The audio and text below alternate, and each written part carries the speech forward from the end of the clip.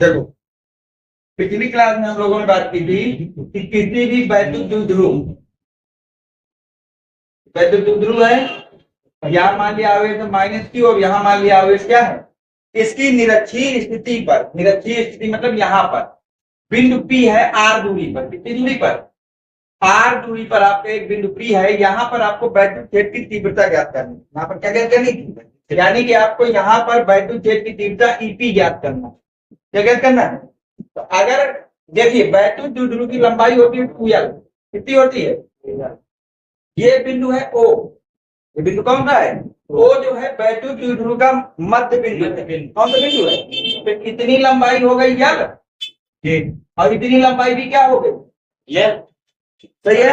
अगर इसको यहां से मिला दिया जाए और इस बिंदु का नाम दे दिया जाए A, क्या नाम दे दिया जाए? और इसको यहां से मिला दिया जाए और इस बिंदु का नाम दे दिया जाए B, कितना दे दिया जाए?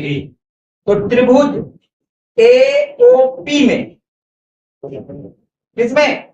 AOP में आप ये लिख सकते हैं कि कर्ण स्क्वायर बराबर लंब स्क्वायर प्लस आधार स्क्वायर। नहीं लिख सकते? कर्ण क्या बनेगा बेटा? AP। कर्ण क्या बनेगा? AP यानी कि AP का स्क्वायर, लंब क्या बनेगा बेटा? OP का स्क्वायर प्लस आधार बनेगा पथ AO का स्क्वायर। सही है। AP स्क्वायर हमें नहीं पता तो उसको AP स्क्वायर ही रहने दें। OP को ध्यान से देखिएगा R स्क्वायर, और यहाँ से AO को देखें तो हो जाएगा L स्क्वायर। तो क्या AP इक्वल टू लिख सकते हैं R square plus L square की पावर 1/2? वही बात है, ये रूट इधर ले आए, अगर स्क्वायर हटाओगे तो जरूर लग जाएगा। सही आता है। इसी तरह से ध्यान देखते चलो, त्रिभुज BOP में, त्रिभुज BOP में क्या आप ये लिख सकते हैं कि कर्ण स्क्वायर बराबर होगा लंब स्क्वायर प्लस आधार स्क्वायर। सही है। तो बताइए त्रिभुज BOP का कर्ण क्या होगा? BP square. लंब क्या होगा आपके पास? OP square. आधार क्या होगा आपके पास? OP square. होगा कि नहीं होगा? BP स्क्वायर को BP स्क्वायर रह लीजिए। OP कितना है आपके पास? R square. और OP कितना है? L square. तो क्या आप यहां से लिख सकते हैं कि BP बराबर R square plus L square की पावर 1/2? लिखा जा सकता है कि नहीं लिखा जा सकता? तो मान हमारे काम के वो मैं अलग लिखता चल रहा हूँ। हमारे पास पहली चीज AP निकल आई। क्या निकल आया? AP है L square plus R square की पावर 1/2। सही है। और साथ में आ गया BP आ गया हमारे पास R square plus L square की पावर 1/2। दोनों आ गए। पिछली क्लास में डेरिवेशन कराया तो मैं इसको हटा लूं, हटा लूं। अब देखो आगे, अब अगर हम यहां से बिंदु P पर, किस पर बेटा? बिंदु P पर -Q आवेश के कारण, -Q आवेश के कारण वैद्युत द्विध्रुव लिखे। वैद्युत क्षेत्र की तीव्रता किसकी बेटा? तीव्रता। तो वैद्युत क्षेत्र की तीव्रता ये क्या हो जाएगी बेटा आपके पास? 1/4πε0। ये 1/4πε0 चार्ज है Q, और दूरी कितनी है? AP square. कितनी दूरी है? अब रखिए, क्या मैं यहां से लिख सकता हूं ये बराबर 1/4πε0 Q बटे AP। AP कितना है? L square plus R square की पावर 1/2 और पूरे की पावर 2। सही है। इस 2 से 2 कट जाएगा तो क्या आपके पास समीकरण आ गया कि जो ये है हमारे पास वो हो जाएगा बेटा 1/4πε0 Q upon L square plus R square. ठीक है, होगा? नहीं होगा। इसको नाम दे दो समीकरण नंबर 1। क्या नाम दे दो? समीकरण नंबर 1। नोट करना है यहाँ तक? Yes sir. नोट करो।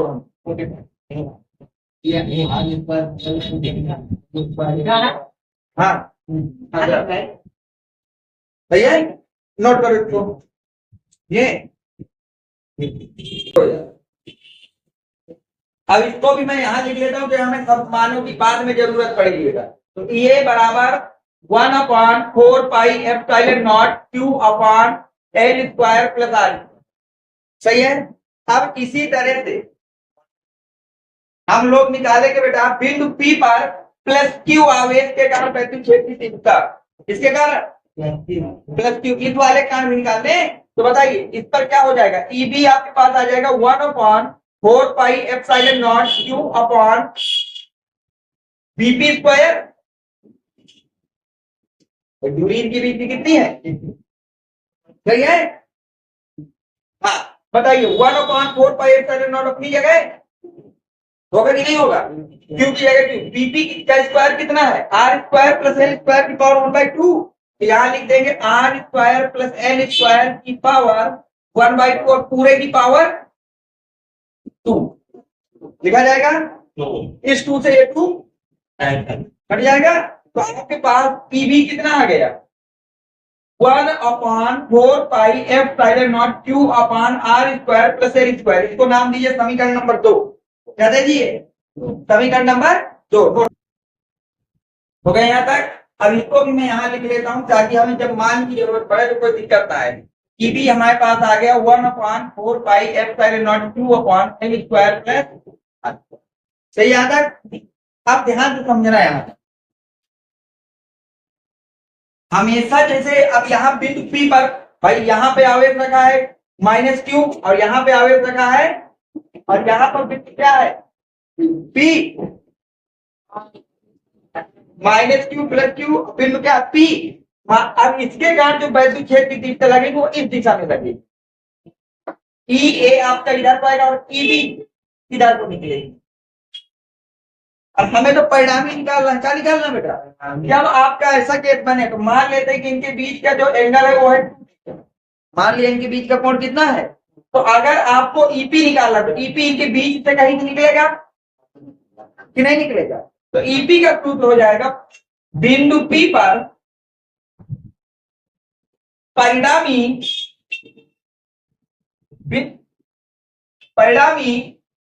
विद्युत क्षेत्र की तीव्रता। तो परिणामी ध्यान देखना बेटा, इसका सूत्र आपको पढ़ाया होगा चैप्टर नंबर 2 में क्लास 11 में। EA का स्क्वायर प्लस EB का square plus 2EA EB cos 2 theta, ये फार्मूला होगा। जब दो फोर्स इधर लग रहे हैं और बीच का परिणामी निकल रहा हो वो होता है पहले फोर्स के स्क्वायर प्लस दूसरे फोर्स के स्क्वायर प्लस 2 टाइम्स पहला फोर्स इंटू दूसरा फोर्स और cos और दोनों बीच का एंगल, ये लगेगा। अब ध्यान से देखिए समीकरण 1 तथा 2 को ध्यान से देखिए जाकर, समीकरण 1 तथा 2 से, समीकरण 1 और 2 से तुम्हें यह पता चल जाएगा कि जो EA है वही EB है। चेक कर लो थोड़ा, जो EA है वही EB है कि नहीं है। यानी कि जहां पर EA लिखा है तो मैं वहां पे EB लिख दूं, या जहां पर EB लिखा है वहां पे क्या लिख लूं, कोई एक को बदल सकते हैं, दूसरे को नहीं बदल सकते। अगर बदल सकते हैं तो ध्यान से देखिए अब क्या लिखोगे, EB इक्वल टू बनेगा आपके पास रूट के अंदर EA का स्क्वायर। अब EB की जगह मैंने क्या लिख दिया,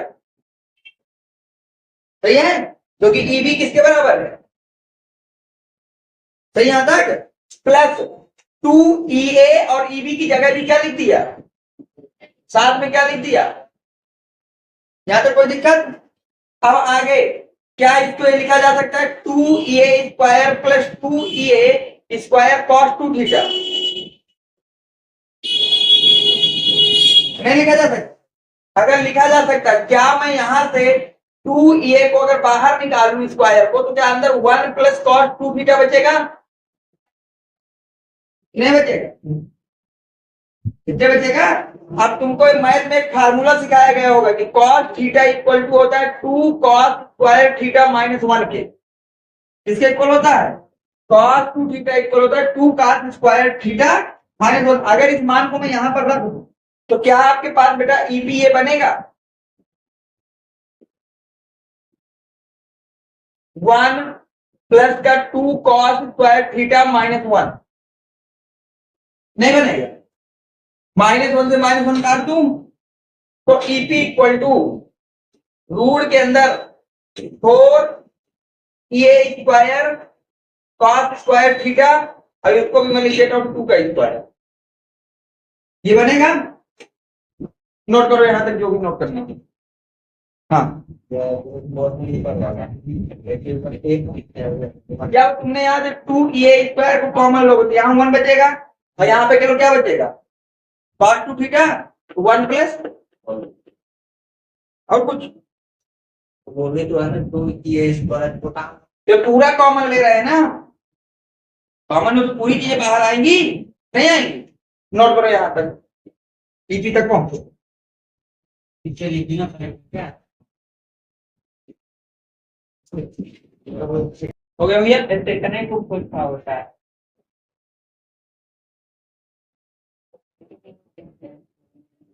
अब देखो, अब यहाँ से अगर हम लोग बेटा रूट को हटाए भाई, स्क्वायर रूट को खत्म कर देगा जी, स्क्वायर रूट को क्या कर देगा खत्म, तो ईपी बराबर फाइनली तुम्हारे पास आएगा 2a cos थीटा, जी सर, नहीं आएगा, आएगा। इसको मान लेते हैं समीकरण नंबर 3, क्या मान लेते हैं। अब आते हैं हम लोग त्रिभुज एओपी में, किसमें आते हैं, ये एंगल कितना है, थीटा, एंगल कितना है, तो अगर मैं आपसे कहूं कि cos थीटा की वैल्यू निकाल दीजिए, तो cos थीटा क्या होता है, आधार बटे कर्ण,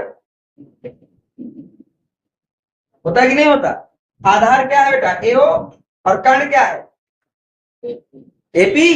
हाँ, आधार की वैल्यू कितनी है यल, और मैं यहां लिख देता हूं cos theta equal to L, और कर्ण कितना था, L square plus R square की पावर, बनेगा यही भाई, cos थीटा है एपी, एपी कितना है,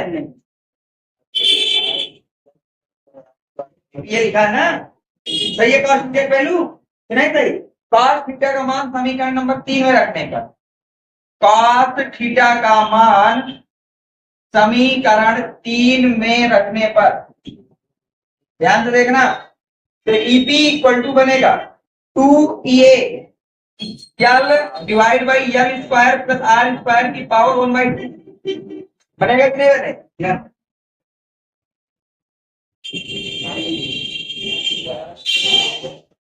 अब यहां से अगर हम लोग ए का मान रखते हैं, किसका मान रखते हैं, समीकरण 1 से ए का मान रखने पर, समीकरण 1 से ए का मान रखने, तो जब ए का मान रखोगे तो ध्यान से देखना, ईपी इक्वल टू 2 ए का मान कितना था 1/4 pi epsilon nought Q upon R square plus L square, और cos theta L upon R square plus, यही है, यही है ना पूरी।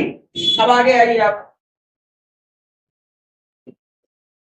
ईपी इक्वल टू 2 को अंदर भेजते हैं, 2 को कहां भेजते हैं, तो ये बनेगा 1/4 pi epsilon nought Q into 2l, साथ में लिख दूं, तो यहां तक।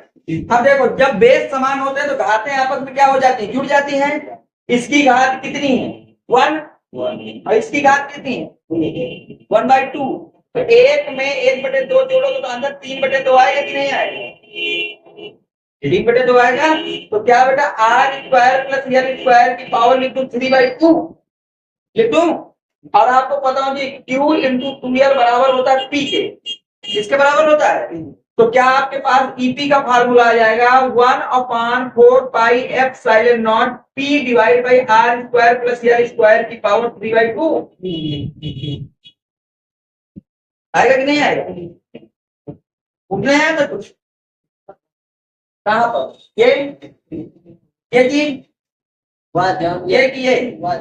ये ना, देखो अगर कहीं लिखा 10 की घाते x इंटू 10 की घाते y, 10 की घाते x 10 की घाते, तो जब नंबर सेम होते तो घाते जुड़ जाती, जब जोड़ोगे तो क्या हो जाएगा, अब यहाँ पे घात कितनी है 1, और यहाँ पे घात कितनी है 1/2, कितनी है, अब नंबर सेम है, नंबर सेम है तो जब 1 को 1/2 पे जोड़ोगे तो कितना हो जाएगा, सही है, तो वही चीज हमने डायरेक्टली लिख दी, नोट करो। यहाँ तक नोट करो, ये मोस्ट इंपोर्टेंट कर लेना, बोर्ड में इस साल 200% ये आएगा। हाँ 200% नंबर, सीधे 4 नंबर पे प्रूविंग होती है।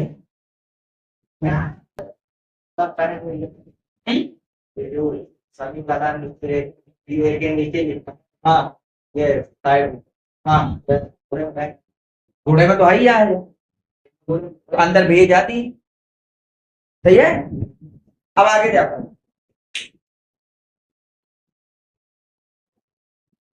यदि, ध्यान देखना बेटा, यदि जो यल है वो बहुत छोटा है आर से, यदि यल क्या है, बहुत छोटा है आर से, याद रखना अगर कोई नंबर किसी नंबर से बहुत छोटा है, यदि कोई नंबर किसी नंबर का है बहुत छोटा, तो स्क्वायर का मान और छोटा हो जाएगा, उसके स्क्वायर का मान क्या हो जाएगा, यानी कि जो L square plus R square है, L square plus L square बहुत छोटा है, इसको लगभग हम क्या मान के चलेंगे,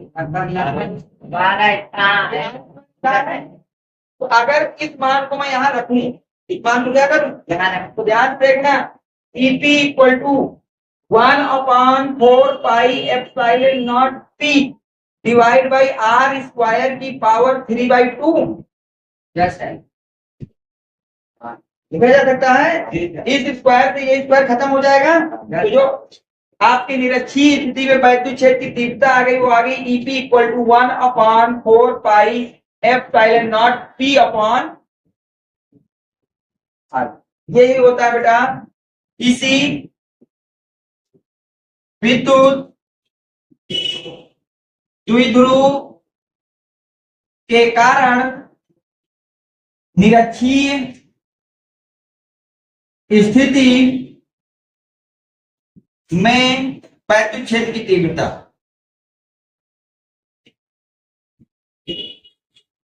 ये सूत्र आ गया, इसको लर्न रखना सीधे कि अगर आपसे पूछ रहा है किसी विद्युत द्विध्रुव के कारण निरक्षीय स्थिति में वैद्युत क्षेत्र की तीव्रता, तो EP इक्वल टू होता है 1/4 pi epsilon nought P upon R cube, P upon R cube note down.